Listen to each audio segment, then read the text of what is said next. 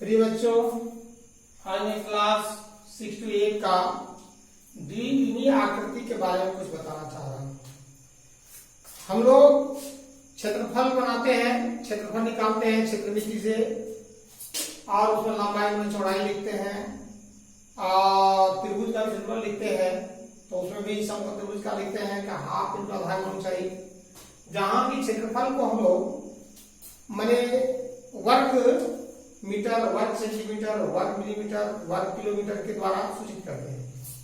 तो यहाँ दो विमाएं होती है, उस प्रकार की आकृति का परिचय हम देंगे अभी। ध्यान दीजिए, बहुत ही अच्छे तरीके से इसको समझिए, क्योंकि किस प्रकार हम एक आकृति को दूसरा आकृति का नाम दे सकते हैं और किसी आकृति का नहीं दे सकते। तो आज हम आप लोगों को बताएंगे, जैसे कि हम एक चतुर्भुज ले लिया, वो चतुर्भुज क्या है जरा उस पर ध्यान दीजिए। हमने लिखा एक चतुर्भुज बना दिया, एक वर्ग। आइए एक वर्ग बनाता हूं। देखिए, ये है मेरा वर्ग, एक वर्ग बना दिया और एक देखिए एक वर्ग बना रहा हूं और मानिए थोड़ा सा हाथ से बन रहा है, ये वर्ग के रूप में इसको ले रहे हैं, इसको वर्ग मानिए। ये हुआ एक वर्ग बना दिया और एक समचतुर्भुज बना दिया। ध्यान दीजिए, ये समचतुर्भुज बना दिया, ये और एक समांतर चतुर्भुज बना लीजिए, इसको भी बना लीजिए। जैसे कि हम लोग बनाया, एक क्या बनाए समचतुर्भुज, और एक जो बना लीजिए समांतर चतुर्भुज। समांतर भी बनाते हैं। तो ये बच्चों ध्यान दीजिए वो कैसे बना रहे हैं। तो देखिए एक समांतर भी बना रहे हैं, इधर से यहाँ समांतर भी बना लेते हैं। ये रहे, ये देखिए ये समांतर चतुर्भुज बना दिए, ये समांतर चतुर्भुज बनाया। और देखिए इसका काम क्या होता है। अब बच्चों ध्यान देंगे, समांतर भी बनाया, ये है आपका वर्ग, इसकी चारों भुजाएं बराबर है, देख सकते हैं। और इसमें क्या है, ये भी चारों भुजाएं बराबर है, लेकिन इसमें दोनों में कुछ भिन्नता जरूर है। क्या भिन्न है बच्चों? देखिए ये क्या है, यहाँ 90 डिग्री लग रहा है, लेकिन इसमें 90 डिग्री नहीं लग रहा है। लेकिन है यह समचतुर्भुज, इसकी भी चारों भुजाएं बराबर, इसकी भी चारों भुजाएं बराबर। और ये क्या है, इसका आमने सामने की भुजाएं बराबर है, इसका आमने सामने भुजा बराबर है। प्रिय बच्चों ध्यान देंगे, इसे हम समांतर चतुर्भुज कहते हैं। ये वर्ग है और यह एक समचतुर्भुज है। टोटल जो भी आकृति में बना रहा हूं यह कच्चा आकृति है, क्योंकि मैं इसे कोई कंपास से डेढ़ सुई से नहीं बना रहा हूं, इसलिए इसको हम लोग कच्चा आकृति कहेंगे। और अनुमानित ढंग से इसको बनाया गया, तो ध्यान से देखिए। अब आइए एक आयत बनाता हूं, उसको भी देखिए आयत क्या है। आयत तो आप जान रहे हैं पहले से, ये आयत देखिए, आयत में क्या होगा, 90 डिग्री होगा, इसका भी वर्ग की तरह ये होगा। ये इसमें भी आपको मिलेगा कि आमने सामने की भुजाएं इसका बराबर रहेगा और आधार पर का कोण समकोण रहेगा। ध्यान देंगे। और एक मैं एक समलंब चतुर्भुज बना लेता हूं। वह चतुर्भुज समलंब कैसा है, देखिए मैं एक समलंब चतुर्भुज बनाया, देखिए इस प्रकार से एक समलंब चतुर्भुज बना रहा हूं। आइए बच्चों इसको देखिए, इन आकृति को पहले पहचानना कितना जरूरी है। जब आकृति को आप पहचानिएगा तो इसके बाद आपका हिसाब जो बनेगा समझ कर बनाइएगा, अंदाज नहीं बनाइएगा। इसलिए इसको पहले समझिए अच्छी तरह से। क्या लिख दिया हम, ये समलंब चतुर्भुज। समलंब चतुर्भुज में क्या होता है, उसकी क्या खासियत क्या है कि उसमें कम से कम एक भुजा समांतर, एक युग समांतर हो। ये दोनों समांतर है, नजर दिशा लग रहा है। तो चलिए इसका नाम हम लोग पहले रखते हैं। देखिए प्रिय बच्चों ध्यान दें, इसका नाम हम लोग वर्ग रख रहे हैं। क्या रख रहे हैं, वर्ग। ये क्या लिख रहे हैं, समचतुर्भुज। समचतुर्भुज, इसको लिखेगा समांतर चतुर्भुज, समांतर चतुर्भुज। इसको क्या लिखेगा? आयत। आयत। इसको लिखेगा समलंब। समलंब चतुर्भुज। प्रिय बच्चों ध्यान देंगे, आप लोग बहुत ही ढंग से और ध्यान एकाग्रचित करके इसको देखिए। इसमें आपको मैं समझाना चाहूंगा कि ये वर्ग जो है, तो क्या आकृति नंबर 1 जो है, इसका नंबर 1 लगा दें, इसको 2 लगा देते हैं, इसका 3 लगा देते हैं, ये 4 लगा दिए, ये 5 लगा दिया। आकृति का नंबर हम लोग लगा दिए। थोड़ा सा इस पर ध्यान देने की जरूरत है, क्योंकि वर्ग ये है तो आप जरा समझ सकते हैं कि ये वर्ग जो है इसको हम क्या क्या कर सकते हैं। यहाँ प्रश्न मेरा है वर्ग, नंबर 1 में वर्ग है। वर्ग को हम क्या कर सकते हैं? वर्ग तो एक नाम उसका है, इसको हम आयत बोल सकते हैं या नहीं बोल सकते हैं। मैं लिखता हूं यहां, देखिए वर्ग। वर्ग की परिभाषा क्या है? वर्ग का परिभाषा है कि ऐसा चतुर्भुज जिसकी चारों भुजाएं बराबर हो तथा आधार पर का कोण समकोण हो। यानी आधार पर का कोण समकोण का मतलब यही दोनों नहीं, चारों समकोण हो जाता है। ठीक है, तो यहां पर ये साल लिख देंगे तो कोई बात नहीं है कि वर्ग किसे कहते हैं। तो वर्ग का परिभाषा दीजिएगा, यहां लिखिए कि ऐसा चतुर्भुज, ऐसा चतुर्भुज,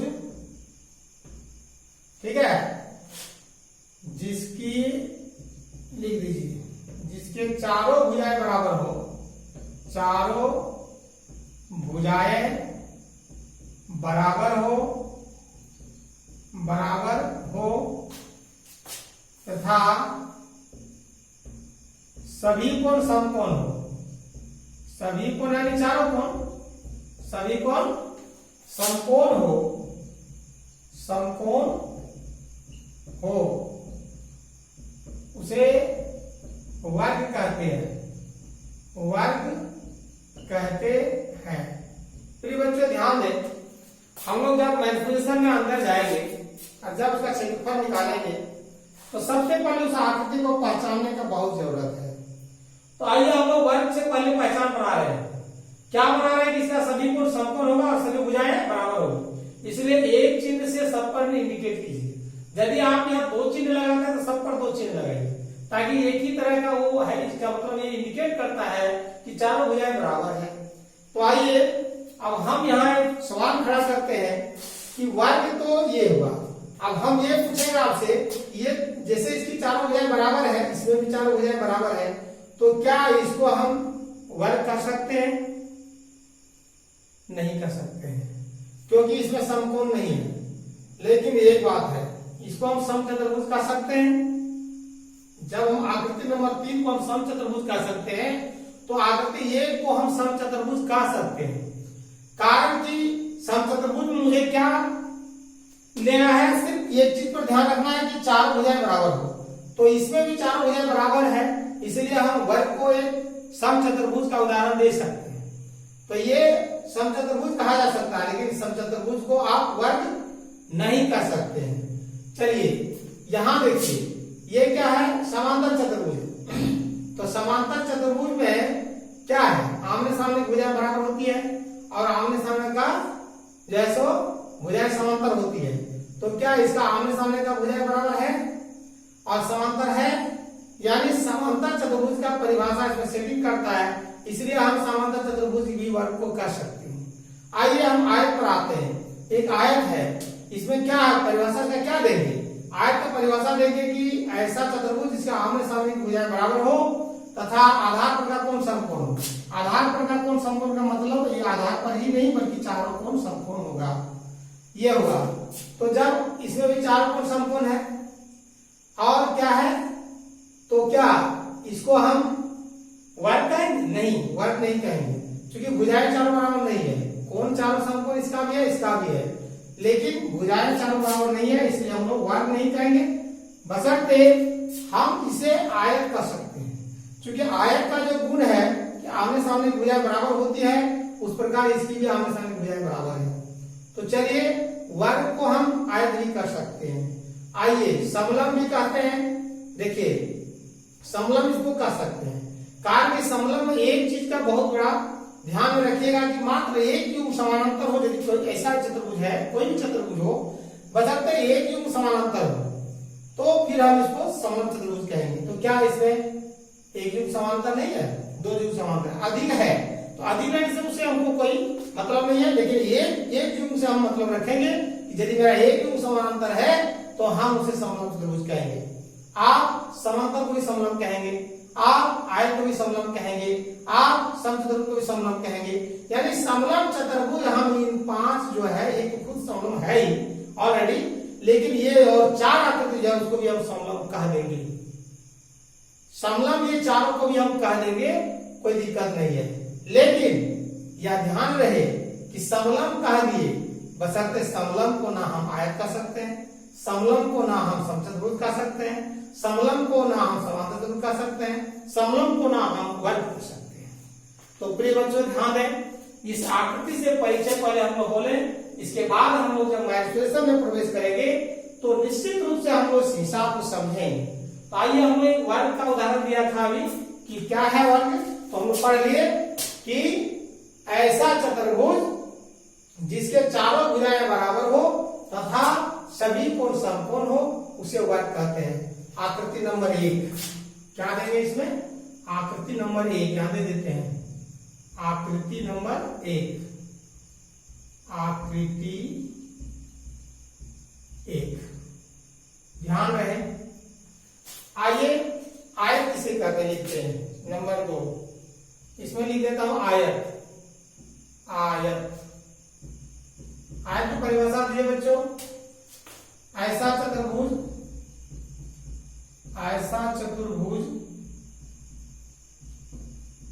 जिसके आमने सामने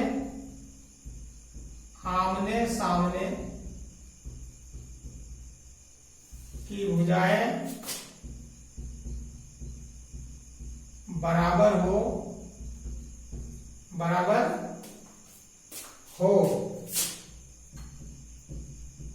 तथा एवं लिखिए एवं चारों कोण समकोण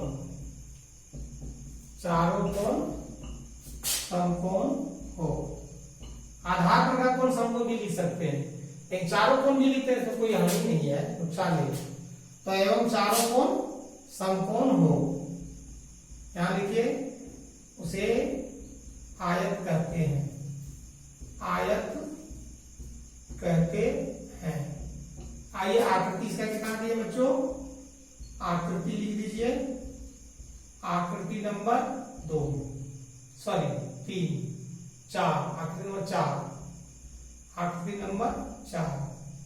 आइए 2 लिख रहा था तो लिख लेते हैं, नंबर 3 में ले लेते हैं उसे भी। लिखिए यहां लिखते हैं समांतर चतुर्भुज। समांतर चतुर्भुज लिखिए ऐसा चतुर्भुज, ऐसा चतुर्भुज जिसके आमने सामने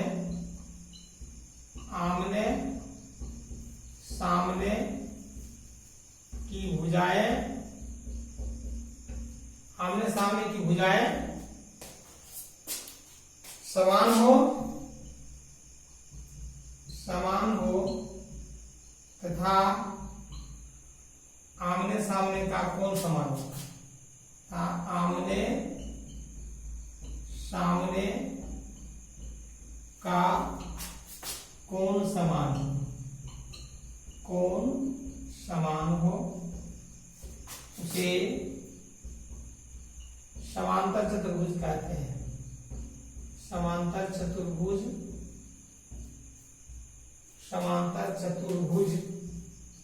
कहते हैं। समांतर चतुर्भुज कहते हैं। प्रिय बच्चों ध्यान दें, आकृति इसका कितना है लिख लीजिए 2। ध्यान रहे, इसके बाद हम आ जाते हैं समचतुर्भुज। यहां लिख दीजिए 4 नंबर में समचतुर्भुज, समचतुर्भुज लिखिए ऐसा चतुर्भुज, ऐसा चतुर्भुज जिसकी चारों भुजाएं बराबर हो, जिसके चारों भुजाएं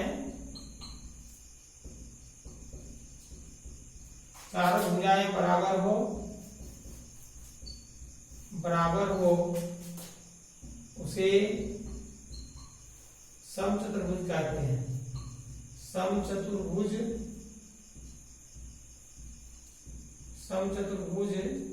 कहते हैं। प्रिय बच्चों ध्यान दें, इस चतुर्भुज को हम समचतुर्भुज कहेंगे, वर्ग को भी और इसको भी कहेंगे, लेकिन एक विशेष नाम इसको दिया जा सकता है, विषम कोण समचतुर्भुज। ऐसा चतुर्भुज जिसकी चारों भुजाएं बराबर हो और कोण समकोण नहीं हो, तो उसको हम दूसरा नाम में ये बोल सकते हैं कि ऐसा चतुर्भुज जिसकी चारों भुजाएं बराबर हो और कोण समकोण नहीं हो, तो विषम कोण समचतुर्भुज का नाम कहते हैं।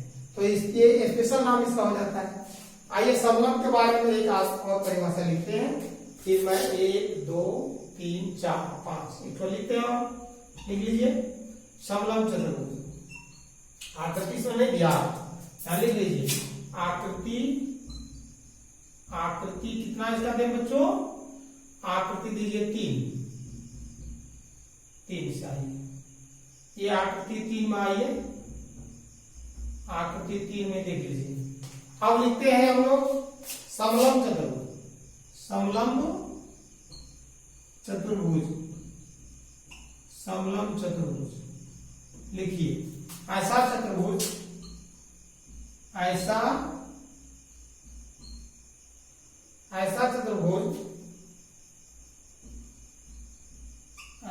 चतुर्भुज जिसके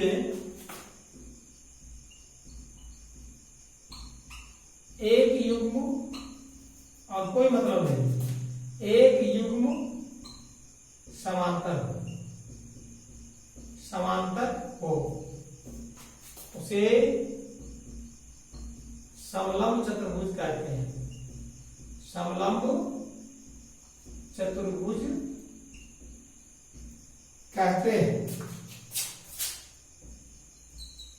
प्रिय बच्चों ध्यान दें, आकृति इसका क्या लिखें, आकृति में आ जाइए, इसका आकृति नंबर 5 दे दीजिए। आइए प्रिय बच्चों ध्यान दें, इस परिभाषा को समझें और किस प्रकार हम एक दूसरे को कह सकते हैं। अब आ जाइए आयत पर। जिस प्रकार मैंने आयत को वर्ग को समझाया कि वर्ग को मैं समांतर भी कर सकते हैं, वर्ग को हम आयत भी कर सकते हैं, वर्ग को हम समचतुर्भुज भी कर सकते हैं, वर्ग को हम समलंब चतुर्भुज भी कर सकते हैं, यानी ये 4 नाम भी इसको दिया जा सकता है। लेकिन ये जो है समांतर को हम ना वर्ग कर सकते हैं, आयत को ना वर्ग कर सकते हैं, समचतुर्भुज को ना वर्ग कर सकते हैं, समलंब को भी ना वर्ग कर सकते हैं, वर्ग नहीं कर सकते हैं, लेकिन ये सब नाम इसका रह सकता है। उस प्रकार आयत और समांतर चतुर्भुज में आ जाइए, तो हम आयत को समांतर कह देंगे और ये आयत को हम समांतर कहेंगे कि समांतर चतुर्भुज को आयत नहीं कर सकते हैं, क्योंकि इसमें 90 डिग्री है, इसमें 90 डिग्री नहीं है, इसलिए उसको हम आयत नहीं कर सकते। इस प्रकार हर एक आकृति को अच्छे तरीके से समझिए, भिन्न भिन्न प्रकार से उसको समझिए और उसके बाद जब उसको हम लोग बनाएंगे तो फिर किसी भी तरह का हम लोग को रास्ते चलने में कोई कठिनाई नहीं आएगी और अच्छी जानकारी मिलेगी। तो चलिए बच्चों ध्यान दें, मेरे चैनल को बार बार खोलिए, मैं बराबर क्लास देते रहता हूँ, क्लास 6 से 10 तक।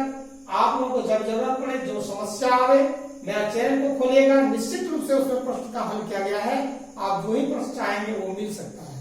तो चलिए मेरे चैनल को सब्सक्राइब कीजिए और एक दूसरे को शेयर कीजिए ताकि दूसरे बच्चों को भी लाभ मिल सके। धन्यवाद।